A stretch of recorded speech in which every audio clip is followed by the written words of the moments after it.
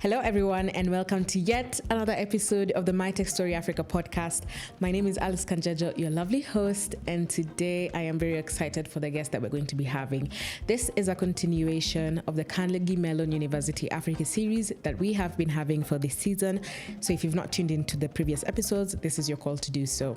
If you've not yet subscribed, last week I made a mistake and I said only 40% of you have not yet subscribed. It is actually 72% of you who are currently tuned in on YouTube, who are watching this video as we speak, are not yet subscribed on this podcast. It's very important for you to support us this way because it lets more people know about this amazing podcast and also highlight the amazing stories that are happening across the tech landscape across the continent. So please subscribe from wherever you're listening from, YouTube, Spotify, Apple Podcasts, or any of the major listening platforms.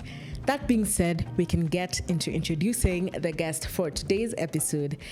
In this episode, we are featuring Dr. Yvette Underdue Murph, who takes us on a remarkable journey through her life, highlighting her path from the early challenges to her current role as and this is a long one, she is the Associate Director for Enrollment Management, Student Success, Marketing, and Communications at Carnegie Mellon University Africa. Dr. Murphy's story serves as a testament of perseverance, transformation, and the power of education. Dr. Yvette's journey began in New York City as the youngest of 12 children, where she initially aspired to become a teacher. However, despite facing obstacles, she eventually found herself working in banking, particularly helping underprivileged individuals achieve home ownership. However, during the 1987 banking crisis, also known as the Black Monday, prompted her to pivot back to her passion for education. They called it Black Monday, and it was October of 1987. And during that time, many of those who had taken loans for home ownership, they were going into foreclosure because they could not afford the mortgage payments. Yes. And so because of that, it became less passionate for me because some of the practices that we were involved with in terms of giving people home ownership, it was ethical, but we were cutting corners, right? And so I didn't feel comfortable in that environment. Yes. And so I knew that I wanted to get back into my field, which was public policy and looking at education, being an educator in the K through 12 arena. Throughout her career, Dr. Murphy navigated various leadership roles at institutions with diverse student populations, including Hispanic serving institutions, HBCUs, and institutions with students from Native American and African backgrounds. Her experiences, of course, honored her leadership style, characterized by transformation and servant leadership. When Dr. Yvette arrived at Carnegie Mellon University Africa in Kigali, Rwanda, she continued her mission of promoting diversity and inclusion. The university's partnership with the government of Rwanda and the MasterCard Foundation has facilitated scholarships and opportunities for underrepresented students, particularly women in STEM. Dr. Murphy and her team actively engage in outreach to high schools and local universities, planting the seeds of tech education early on. Carnegie Mellon boasts a diverse student body representing 21 African countries, with students pursuing internships globally. Dr. Yvette's commitment to retaining talent to the continent is evident in the fact that 90% of alumni choose to remain in Africa. The episode concludes with insights into the university's graduate programs, its rigorous application process, and Dr. Murphy's dedication to supporting incoming students during their transition. The episode highlights the exciting achievements and the vision of Carnegie Mellon University Africa in transforming the lives and shaping the tech landscape across Africa. Her inspiring story serves as a testament to the transformative power of education and the remarkable impact of dedicated leaders in higher education. Her journey is a source of motivation for all who aspire to make a positive difference in the world. It is one of my absolute personal favorite episodes that I filmed. I absolutely love Dr. Yvette. She is definitely a powerful woman who is going to inspire many with her story. I am sure of it. And this is definitely a call for you to definitely tune into the full episode and listen to her amazing story that she's going to be sharing today. That being said, we can now get into the episode. I hope you enjoy it.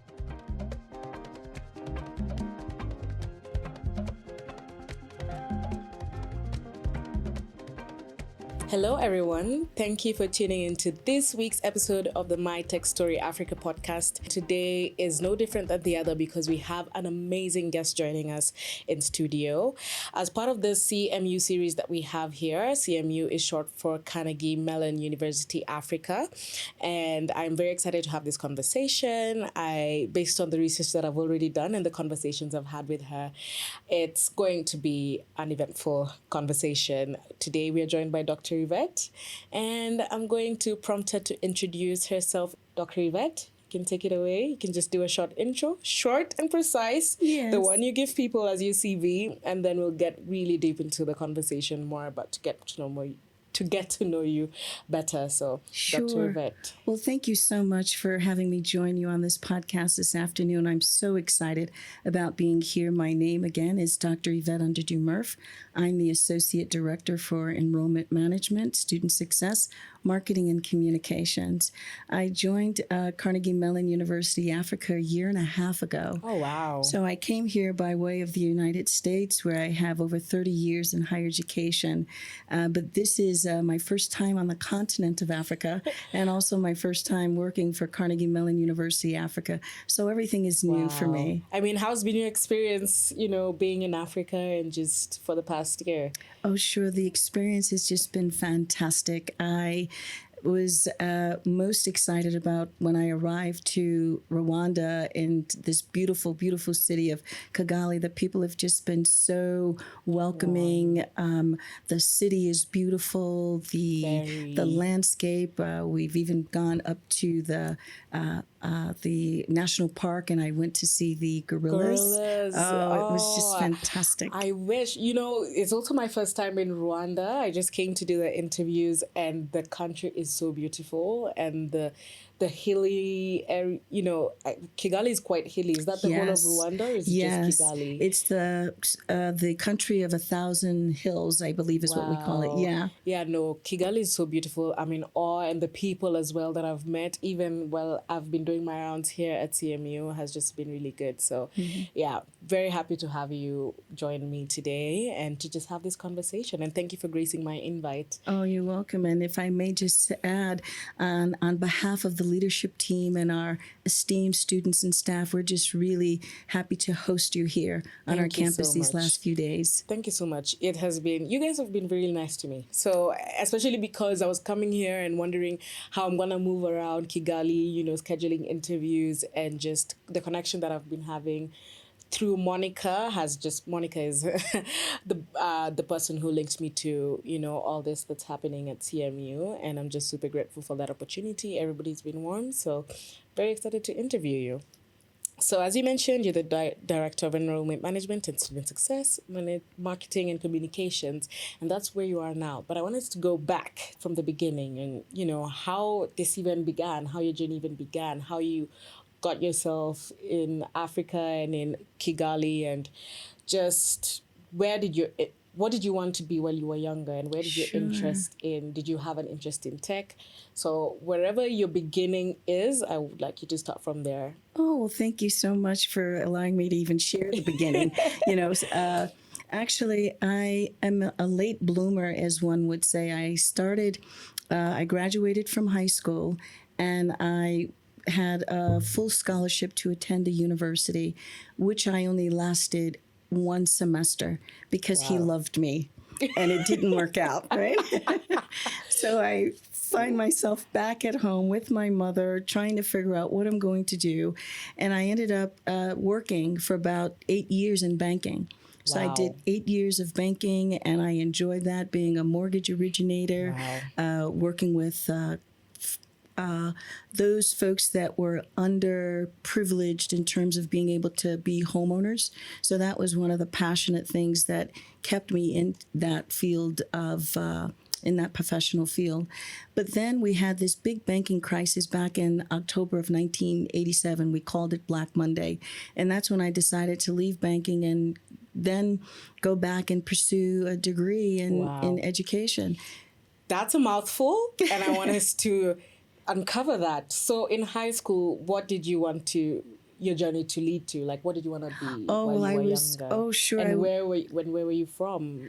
back then. Oh, Yeah, okay. that's the Well, I was beginning. born and raised in New York City in tenement housing, Wow. and I am the youngest of a dozen children. A dozen A children. dozen children. So I've had an experience of working in a Wow. complex organization all of my life. Wow. Yes, being the youngest, being able to not only absorb from my siblings, but be able to have a presence amongst my Wow. siblings, being the young person, jockeying for my Yeah, of position. course. I'm the last born, so I completely relate to that. Yes.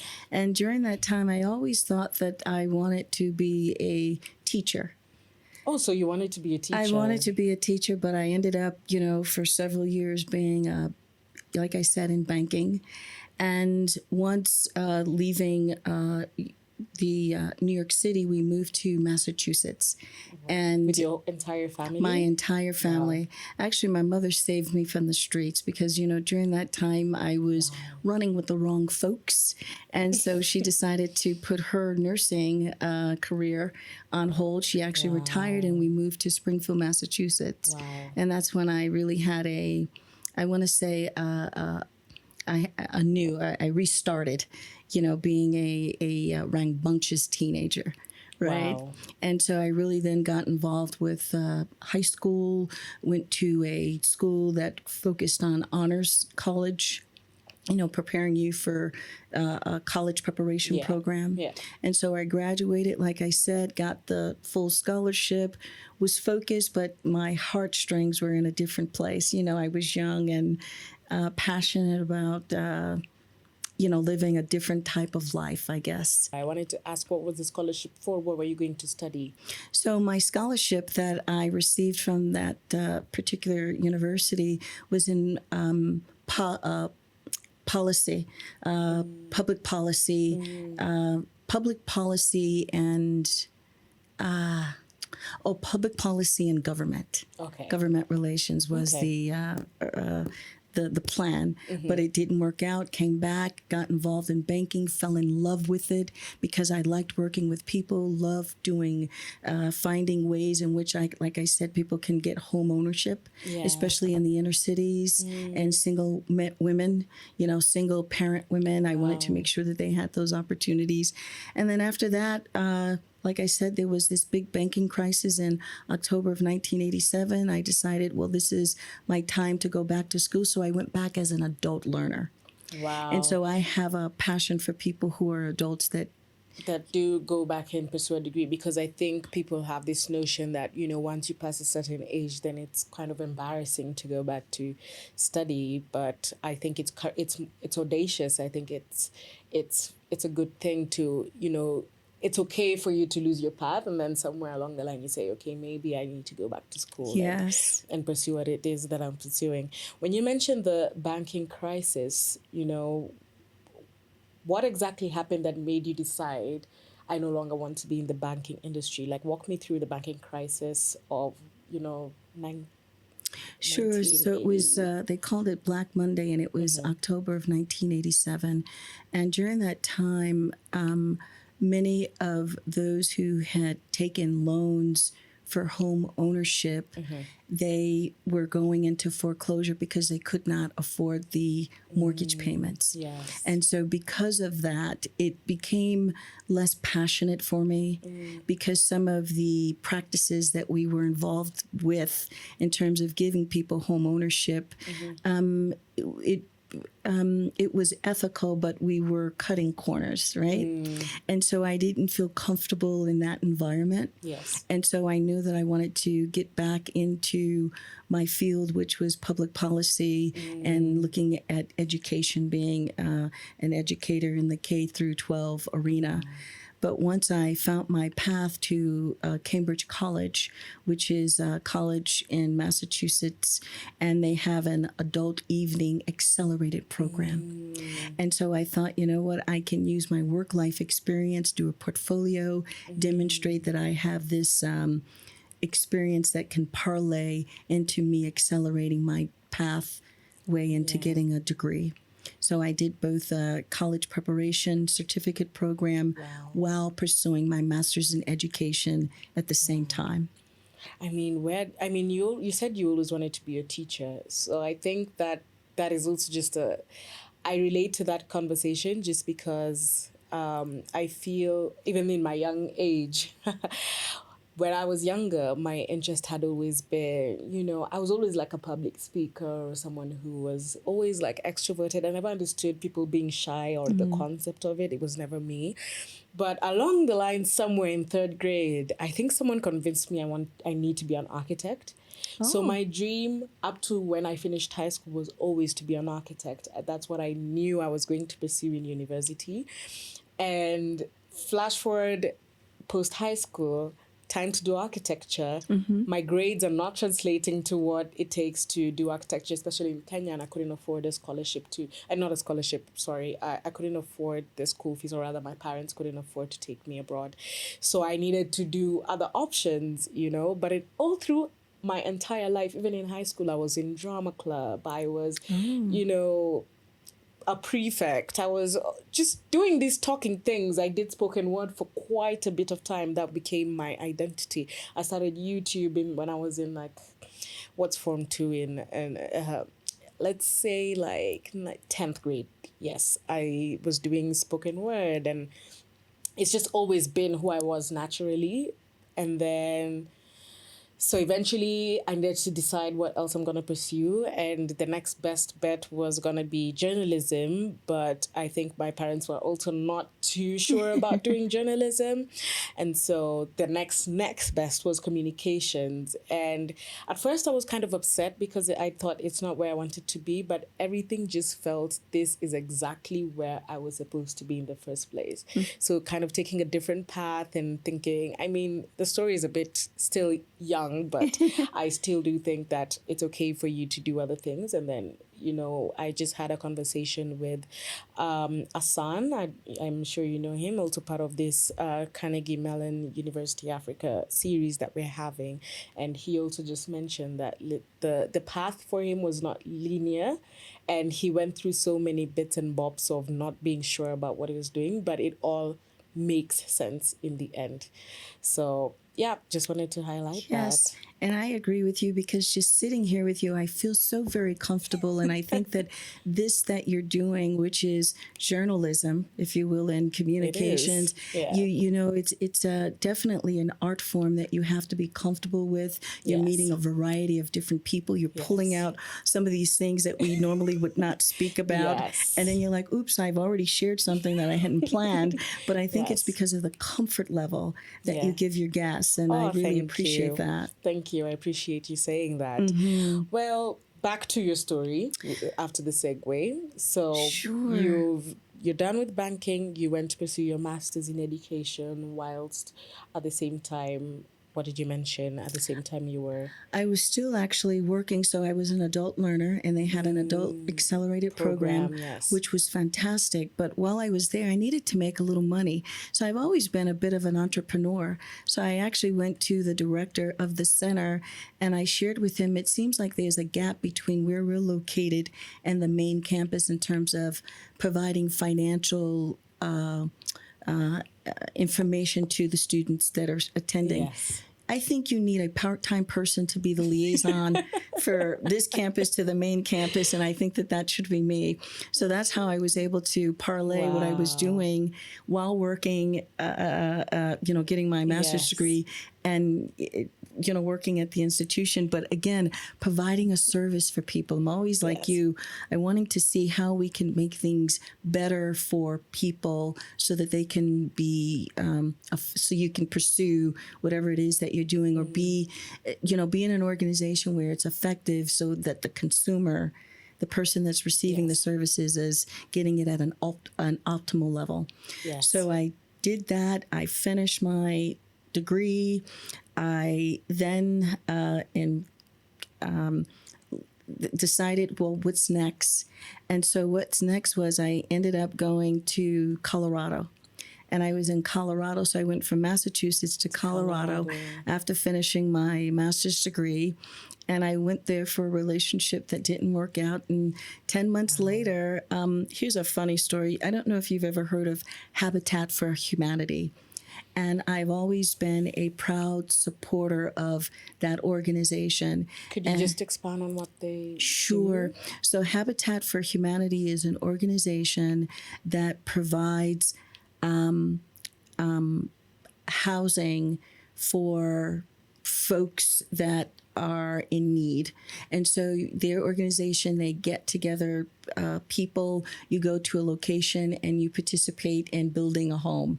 And the person that's receiving the home, they actually help with building their own home, right? And so they put sweat equity into this. So I've always been either contributing money or even participating. Actually, I have a stepsister that is a recipient of a Habitat for Humanity home in Tuscaloosa, Alabama. But as being part of contributing to the organization, they'll give you a map of all the different countries and states that they've raised houses. And so what I decided to do when it wasn't working out, I'm a risk taker, always have been. Sounds like it. Yes. You already made like 3 moves and I closed my eyes and I pointed on that map and my hand landed in California. I packed up my things and I drive to California. I don't know anybody there. I go to California. My family thinks I'm crazy. I have my master's degree, but I end up working at we called it I think it was called the Winnetka Theater, and they had like 13 theater screens. And so I was there serving popcorn, selling tickets, and people were like, she's lost her mind. Why are you just finished your master's degree and you're now in California? So while I was there, I did that for about maybe 6 months, and then I hit myself and woke up and I found a position at a university, the University of Laverne. And I ended up working there, and that's how I got another experience in working in higher education. Before we proceed, I wanted to take you back to that moment where you're selling popcorn. I want to know I know people had opinions. This woman must be crazy. She has a master's. But what was that feeling for you? Like knowing all this information already and that people are already highlighting and you're living that experience. Oh, that's a fantastic question. So the reason why I did not want to go back to Massachusetts, because as people, your ego gets in front of you, but also I was embarrassed, right? I was embarrassed, and I know that also if I did go back to the U.S., I would have, my sisters, they would have consoled me to the point where I may have not been, how do I say, I would have become complacent, I believe. If I would have stayed, oh, poor Yvette, what can we do? How can we help you? Where I needed to dust myself off and move forward and see what else is out there in the world for me. Yes. Because it's about me creating the path for the journey that I set for myself. I love that. I love that so much. And so it was that map from Habitat for Humanity. I closed, and I literally closed and I pointed, and my hand landed there in California. And I set my way to California and found a small apartment. And as a matter of fact, a friend of mine happened to be in California, and I lived with her for about 6 months. And she was actually instrumental in helping me find work as well. Wow. Yep. So then while there, I actually started my PhD. Wow. So education was always, what I'm getting is when you lose your path, education was kind of like the answer you would resort to most of the time. It was sort of like my security blanket. Security. Yeah, no, but I love that. So what did you pursue a PhD on, and after how long did you pursue this PhD from your master's? Sure. So I have a doctorate in public administration, and so it's a public administration from the University of Laverne, and I also focused in on an integrated studies platform looking at management in higher education administration. And so I pursued that particular program, and while working on my doctorate there at the University of Laverne, a job opportunity became available. Wow. So I started out as the director for the College of Law. So I was one of the I think it was the director of marketing and communications. Here we go again. Here we go. Marketing and communications for the College of Law. Wow. And that was a college within the University of Laverne. Okay, that's very interesting. And how long did you, stay at that job before you felt the itch for the next move, or what prompted you to make your next move? Your questions are just so right on in that. So I stayed there for 8 years while I was working on my my doctorate. We call it PhD, but it's a doctorate in public administration.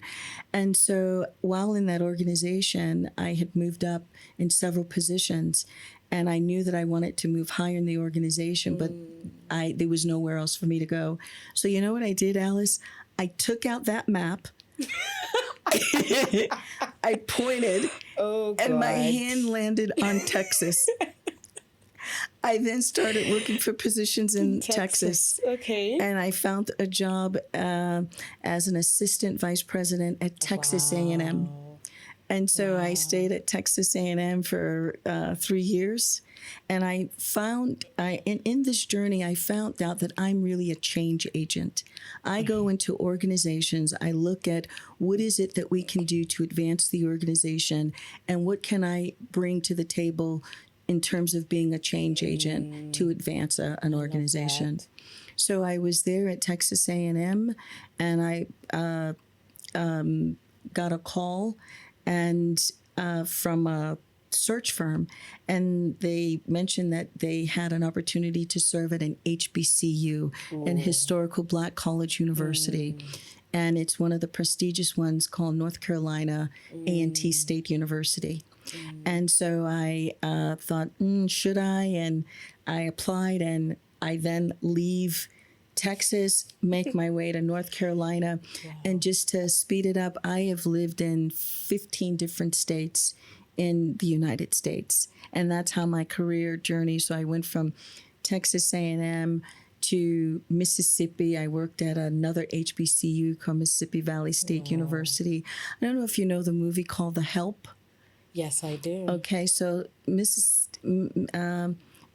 State University is in the Delta, and it's in a city called Itabena, which is where The Help was filmed. And several of the employees at that institution actually were extras in the movie. Wow. Yeah. And then so from there, not to cut you off, I go from Mississippi, and then I make my way up to Fargo, North Dakota.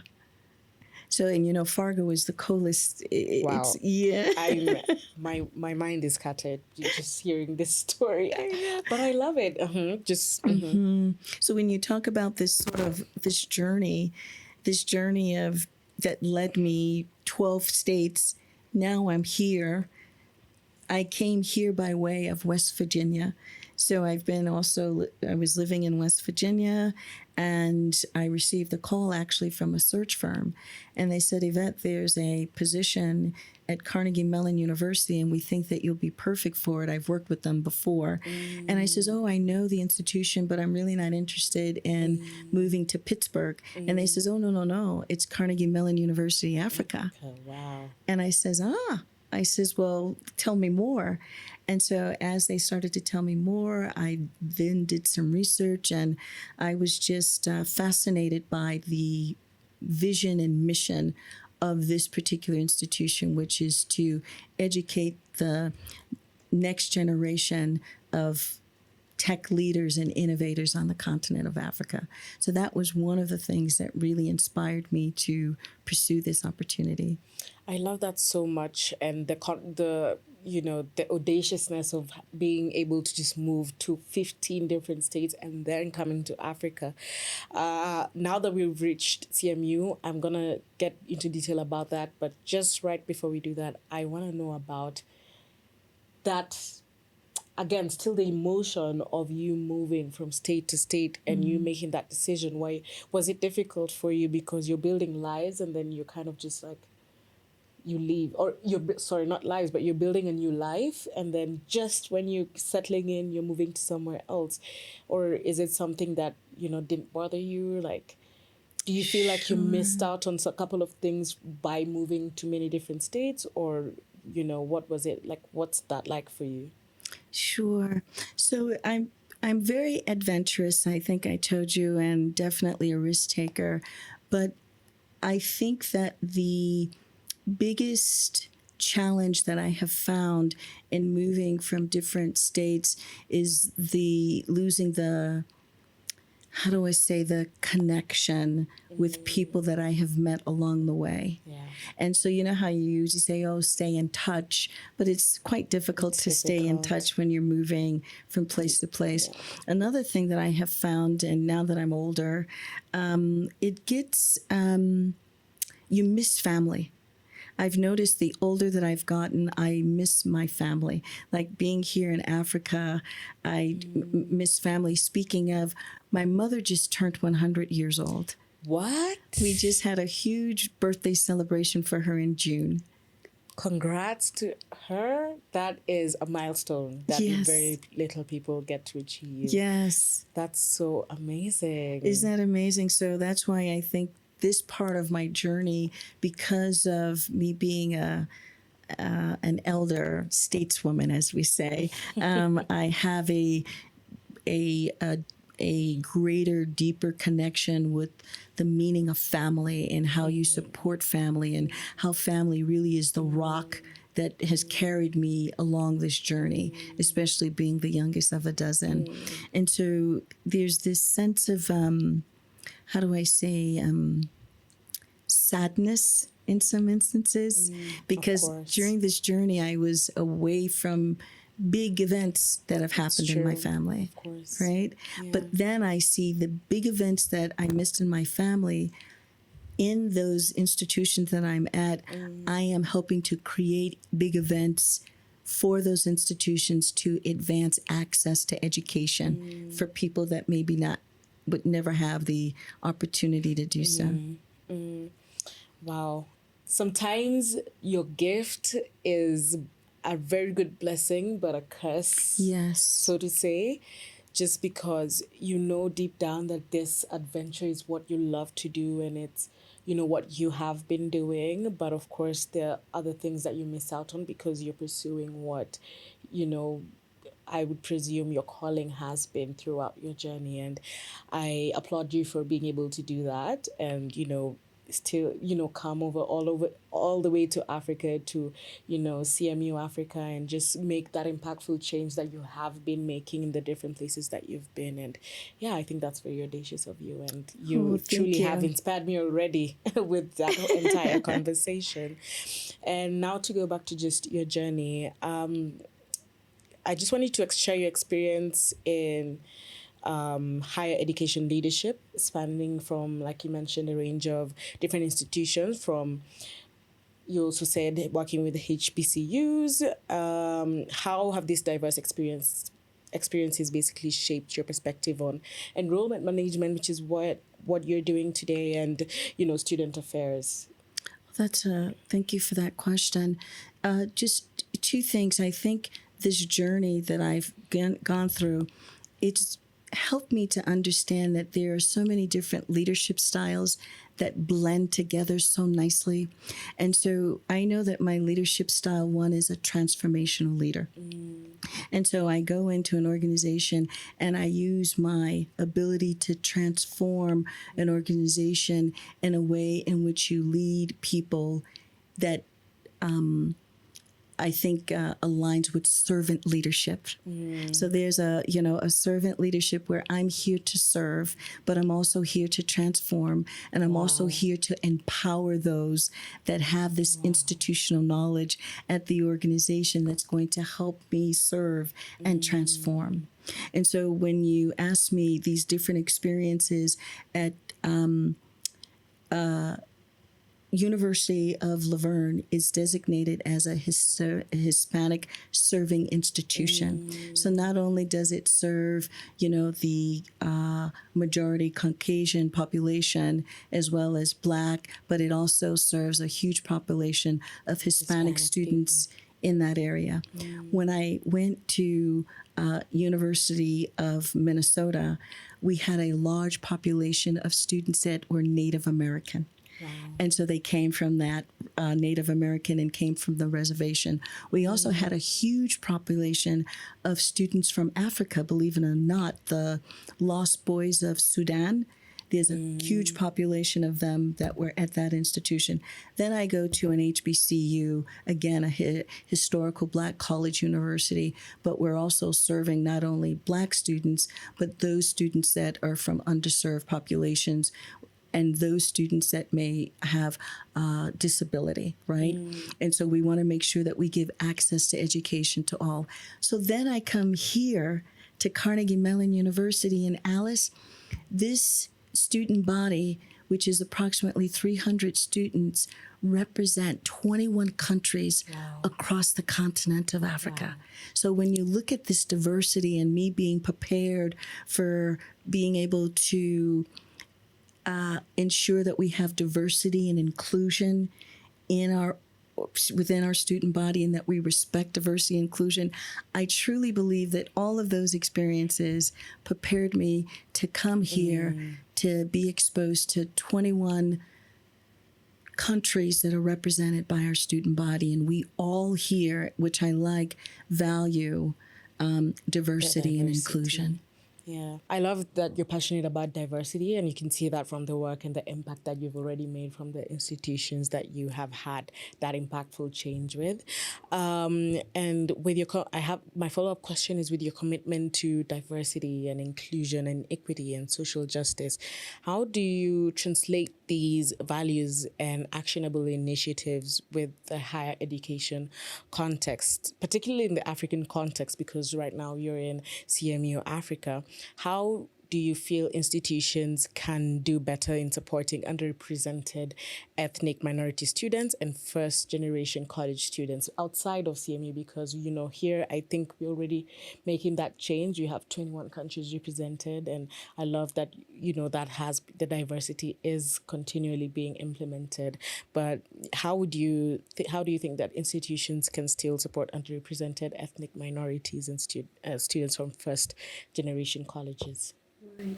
I think one definitely is making sure that the strategic plan at your institution speaks specifically of how you're going to ensure that those underserved populations have access to your education. And I think that if you have that in your strategic plan with specific goals and objectives, it's going to make sure that you walk the path of the vision and the mission of the institution. One example of us doing that is that we are just so lucky, first of all, to have a partnership with the government of Rwanda. Wow. They have partnered with Carnegie Mellon University, and we're in the second phase of our another 10-year agreement with the government of Rwanda, where those students that Rwandan can come here on a full scholarship. Wow. And then the government is so generous, is that those countries in East Africa, they offer partial scholarships for those students to come here to get a graduate degree at Carnegie Mellon University. Are you guys hearing that? Yes. The other thing that I think that's really wonderful is that we have a wonderful partnership with the MasterCard Foundation. And one of the charges that the agreement with MasterCard Foundation is that we have intentional recruitment of female women in STEM, that we look at Francophone countries on the continent of Africa and recruit students from those, and also that we look to recruit students that may have mobility or cognitive issues. So in our strategic recruitment plan, we make sure that we target those populations so that we can have an impact on the continent. Right now, I believe I said 26% of our student population are female. We know that that's something that we need to grow. Yes, especially, and it's also tied to just the stereotype of tech-enabled kind of solutions or jobs are male-dominated. Yes. So, yes, 100%. I'm not shocked at the statistic, but I know that there's room for improvement for that. Yes, and actually we have a Women in Tech Club. And so that Women in Tech Club, they do outreach to high school students as well as going to various universities here that are local and doing different workshops Mm-hmm. to plant the seed early, Mm-hmm. to let students know, particularly female Mm-hmm. young women, Mm-hmm. that this is a future for them and This that we is. need their talent. I love that. I love Mm-hmm. that. And we know that, of course, technology right now is advancing and innovation, and all these technological solutions are being built. I mean, Kigali Innovation City, right? Which maybe we can touch on briefly. How would you say that universities that offer tech-enabled programs ensure that their recruitment strategies are aligned with the needs of the job market, particularly in the tech sector, especially here in Africa? Sure. I think one thing for us is that we want to identify a need in the tech industry in terms of our partners and what is it that we need to do in the classroom to prepare our students Exactly. for those jobs that are available. Mm-hmm. And so one of the things that we've done intentionally is that we have over 100 industry partners that we interact and engage with. We have a Office of Career Services. Wow. And actually, Alice, I even have some great news. We have our second year students, 87% of them had internships this summer. 87%. 87% of them had internships. Wow. And those internships were not only here in Kigali, we had students in Switzerland, London, Wow. China, the UK, I love that. America. They were doing internships with the Bank of America, World Bank, internship with, I can't remember the name of, I did say Bank of America, I can't recall the other. But what I'm sharing with you is, to your question, in order for us to identify the needs and the gaps in the tech industry on the continent, we need to know what our industry partners Are looking for. are looking for so that we can fulfill those roles. And also, we give our students a world-class education so that when they can either pursue PhDs or become entrepreneurs or either enter the workforce. As a matter of fact, over 30 of our students are pursuing PhDs across the Wow. globe. We have students doing PhDs at Georgia Tech in the U.S., University of Amherst in the U.S. We have students at the University of Oxford getting Wow. their PhDs. And we also know that, and another interesting thing, I know I'm getting excited in my chair, but 90% of our alumni, they stay here on the continent of Africa to work. Which is exactly what we hope for. Which is what we hope for. Yes. And whenever I hear that and share that statistic, I actually get goosebumps because we know that that is the mission, that we want to educate the next generation of tech engineers and innovators and leaders for the continent of Africa here at Carnegie Mellon University Africa. Wow. That was a great answer. And I feel inspired to apply, even if I don't have any tech background. Where can I begin? I think maybe it's good for us to just also mention the courses that are offered here and the application processes, just so if listeners are listening, they know what to do next. Oh, yes. So we're a graduate program, and we offer 3 master's degrees, a master's in engineering and information technology, master's in electrical and computer engineering, and a master's in science and engineering and artificial intelligence. Our students can specialize in 6 areas along with their master's program. And just to name a few, one is in cybersecurity, and I know that you spoke with Professor Dr. San this morning. Yes. We also have energy systems as well as IT and entrepreneurship, because we know that several of our students are wanting to do startups, right? Of course. As a matter of fact, one of our graduates won 2nd place in 2021, the Hang of Pitch Fest here. Wow. Yes, and so...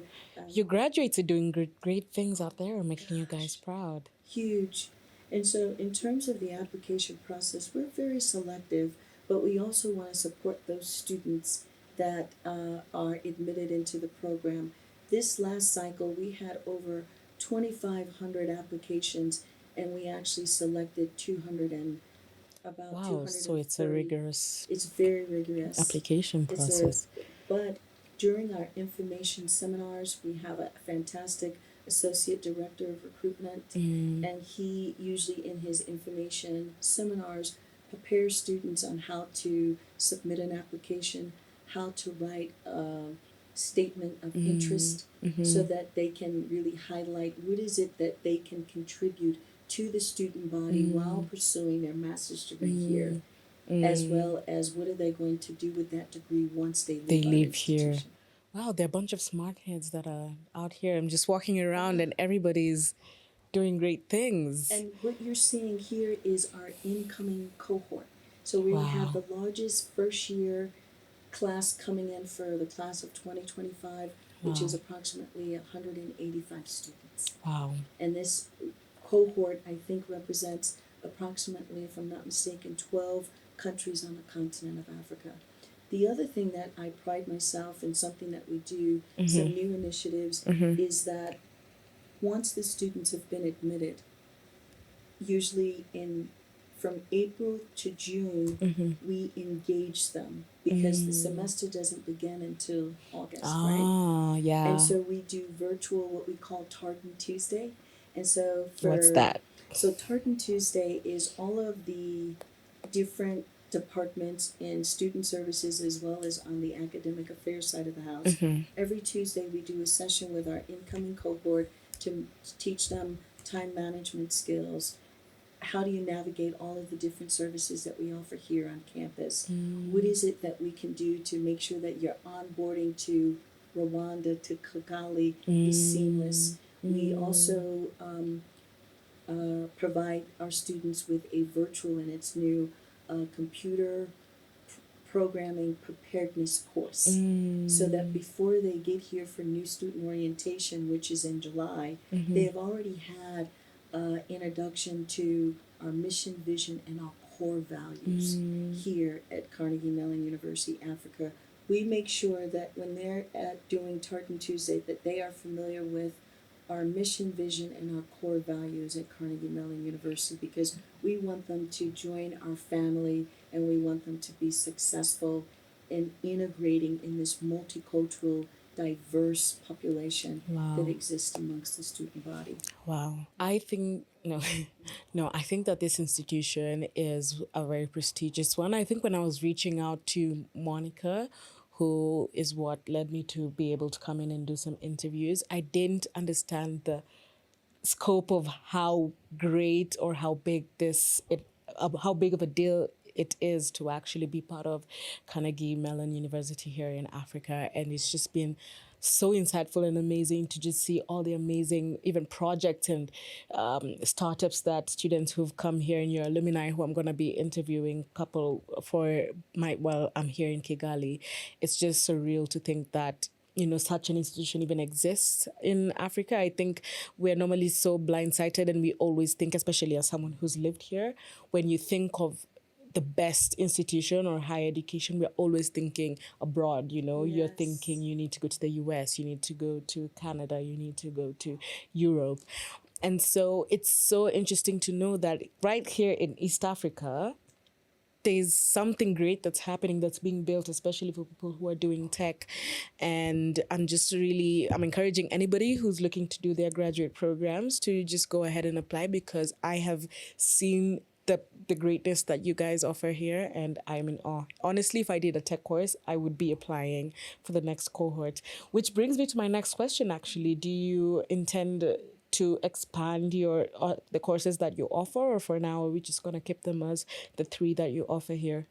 Right now we're focusing on these 3 master degree programs because we know that this is a need. It's a need for the continent. 100%. In these particular areas, especially in the cybersecurity arena, we know that the artificial intelligence. 100%. Yes, but you mentioned something that was interesting about how we're right here in our own backyard. Yeah. And so we need to bring awareness to folks on the continent that Carnegie Mellon University is here, that we are an American university, giving a world-class education to anybody that wants to join us. But the other thing is we want our students to also experience what it means to be a student at Carnegie Mellon in America. So next week, on the 22nd, we have 13 students that are leaving because we have an exchange program. Yes. So we have 13 students that are going to our campus in Pittsburgh, and they're going to spend the entire fall semester there. Wow. And they're going to be engaging with, other students from across the globe, because this is a global education, right? It is. And so we need to prepare students for the global stage. And so one way in doing that is we have a process, and it's a selection process that students apply. And if they are selected, so this is the second cohort since COVID that's actually going to the Pittsburgh campus. Last semester we had 9, and this semester we have 13 students that are going. Wow. I'm in awe. Like, I really do love everything that this institution stands for, especially because we're not in the same mission, but we almost are aligned in our missions. For My Tech Story Africa podcast, my goal is to just empower people to know about the solutions that are being built on a day-to-day basis, and let people know that, from the stories that we hear from the people who come and speak on this podcast, is that the path is not as linear as it seems. Like, I don't have to have done tech. There are people who, maybe you're doing communications, but you somehow end up in, something to do with tech. And I'm very passionate about tech innovation and people adapting to the solutions that are being built. So having an institution that completely focuses on technological solutions and have people go out there and build for themselves, but also it just pushes the message of technological advancement, but also in the safest way possible, in a way that is palatable. And I'm just very happy to be in this institution and just have the opportunity to just interact with the people. And I wish there was a communications thing going on, but it's okay. My connections through communication will still contribute somewhat to that technological advancement across the continent. So I'm very happy about that. And we would also love to have you back so that, since you said communications, one of the things that we know that's important is that we have to teach our students the soft skills, right? Because when they go into an organization, they have to understand that they're going to be working in teams with groups, and they have to have the interpersonal skills. And so our Office of Career Services, we have, this will be the second year that we've implemented our Professional Development Week. And usually we have people like you come and be guest speakers to talk to our students about communication skills, right? We even had a session during new student orientation that Monica actually facilitated, and perhaps maybe next year you can co-facilitate with her. Dr. Yvette, are you sending me a proposal? Yes, I am. I would be honored, honestly. I would love to be connected here in one way or another. And even as this podcast progresses and, I have all these interviews rolling out, I'd be more than happy to keep the partnership going in another, but those are side conversations. Yes. But no, I would love to. I'd be honored. Yes, but it's important because what you're doing here, I don't know if you've gone to our YouTube channel, but we have this segment called Monthly Roundup, and it's actually the Student Guild Minister of Communications, and she works with Monica to do the Monthly Roundup production, and she shares with our fellow students as well as prospective students and others about what's happening on our campus over the past month. But we know that she needs, she acquired these communication skills in her undergraduate program. Yeah. Because I think she did a minor in communications, if I'm not mistaken. But these are skills that are required for the workplace. This is a 100%. This is a global economy that we're preparing our students to be a part of, to be critical thinkers, problem solvers, be able to articulate with a diverse group of individuals, and be able to synthesize information for those that are techie, but synthesize information for those people that are sitting in the boardroom, that are executives, that are making decisions. Absolutely. right? And so Yes. they need to be prepared with those soft skills. I love that.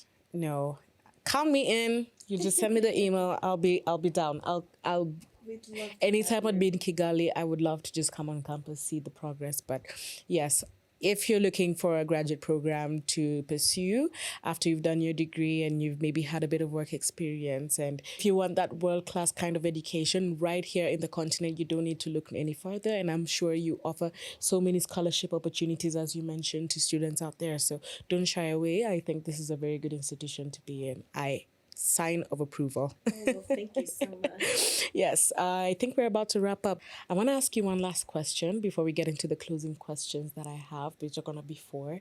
But looking ahead, what trends and innovations do you anticipate for not only enrollment management, which is your role, and student affairs and higher education, but also just the tech trends across Africa based on the students that you're producing here at CMU, especially in the context of tech-enabled programs and courses in Africa? I don't know if the question is clear. It was a mouthful. Yes, But it was a mouthful, but it has me thinking a little bit. And as an institution, as we're looking at our degree programs and preparing our students, one of the things that I've noticed is that there's a lot of startups that are coming on the continent, and making sure that our students have the entrepreneurial skills to enter into that arena, to be a startup, to solve a problem on the continent that's going to have systemic impact for the citizens of their countries that they hail from, but also on the global stage. And I really think that when we look at the tech industry, we're looking at it from a social context. What is it that we can do to improve the social, health, educational experiences for those that are here on the continent of Africa? And so when I look at our space and what is it that we can do to contribute to that, is preparing our students so that if in fact they want to go into any of those sort of arenas, whether healthcare, education, technology, because we know that technology is tied to all of all those of them, areas. 100%. 100%. So I see that would be something intentional on our part. They're well equipped for whatever industry they wind up getting into. Yes. Yes. Okay. That's fair. I like that answer. I think we've done our time, but before we close off the episode, there's 4 questions that I always ask each and every one of my guests, just to summarize everything that we've already talked about. So the first question I have for you is, what's one word to describe the journey to get to where you are today, and why? Being a risk taker. Mm. And I think that being a risk taker, it brings you out of that comfort zone to see what's possible, what are the possibilities, what else can I do in my journey as being a servant leader.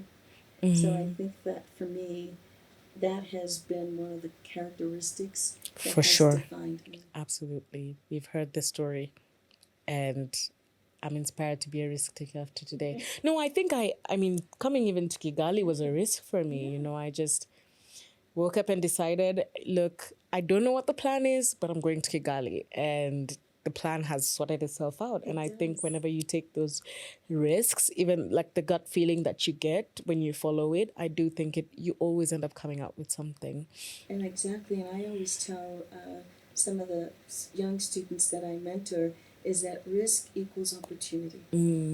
Don't see it as a fear factor. Wow. That it's an opportunity that you have no, in your instance, you taking that risk and coming here and look at this wonderful opportunities that we both had to host you for these last couple of days. Yes. So I love that. Be a risk taker. And the second question is, what advice would you give to someone who is aspiring to get to where you are today? I would tell that person to that, as what we've been talking about, sometimes the journey is like a fish, right? You're just sort of swimming upstream, and then you kind of go down another stream, but always know that you follow your passion. If you follow your passion, you're going to land where you should be. Wow. And if you don't follow that passion, for me, you're having this inner conflict Of where course. you're always sort of dissatisfied. Of course. Yeah. But if you follow that passion, it gives you a sense of comfort and a sense of satisfaction that you may not be where you want to be today, but But you it will know as get you're you swimming somewhere. up that stream, you're going to make it. You're going to make it. You're going to make it. That's a powerful one. Wow. And in your journey, would you say that you have any regrets or something that you wish you would have done better? I don't have any regrets, but I'm very reflective. So I always look at things in hindsight as a learning opportunity, right? So what could I have done differently to have had a better outcome? And so I look at it because we know that this is a lifelong learning journey. That's what this is all about. And so when you sort of mingle regret, it kind of maybe will impede that sort of, how do I say, your creativity. It may impede your ability to move forward. You may get stuck. So I usually just try to be very reflective, see what was the learning that I got from that decision or that outcome that I had anticipated it being differently, and what can I make assure so that what I do the next time that may be similar, I don't make that same decision. Yeah. And I even tell people, even mistakes are good, because mistakes are, you can be very reflective. They're learning processes. They're learning processes. So I would tell my friends, don't regret. Just look Reflect at it as a learning and learn. experience and move forward. Okay. Live life with no regrets, people. Finally, to close off the episode, I'm just going to ask you to give us a powerful parting shot. A powerful parting shot. What do you want to end your episode with? What do you want to leave our listeners with? The one takeaway that I would like the listeners to hear from our conversation is that your time is always now. Wow. Your time is always now. You've maybe heard people say, oh, it's never too late. I've reversed it and tell you that your time is now to make a difference, either in what you're doing as an individual. Your time is now to make a difference in how you contribute to your family. Your time is now on how you contribute to making a difference in the tech industry, particularly here on the continent of Africa. Your time is now. Thank you so much, Dr. Yvette. That was a powerful way to end this episode. Thank you. If you have been listening throughout this conversation, it is now time for you to subscribe if you haven't. Follow us on social media at MyTechStory Africa. And you can email us anything you want in case you want to leave some, comments for Dr. Yvette to, know about what you feel about this conversation. Feel free from wherever you're listening from. Shoot us an email at mytechstoryafrica.ea@gmail.com. And wow, this has left me very reflective. This episode has left me very reflective. Thank you so much once again for gracing us on this platform. And I look forward to just seeing what your journey morphs into beyond what you already have, because of course this is not the end of the journey, but it's just part of it. And I'm just really excited to see how far CMU Africa goes. And I'm just hoping that some listeners on this who listen to this platform, because truthfully, the TAs or people who work in tech, if you hear some students come in and they tell you, I listened to that episode from My Tech Story Africa, be sure to let me know. My name is Alice Kanjejo, your lovely host for this podcast. Today we have had the lovely Dr. Yvette joining us, and we shall see you next week for another amazing episode.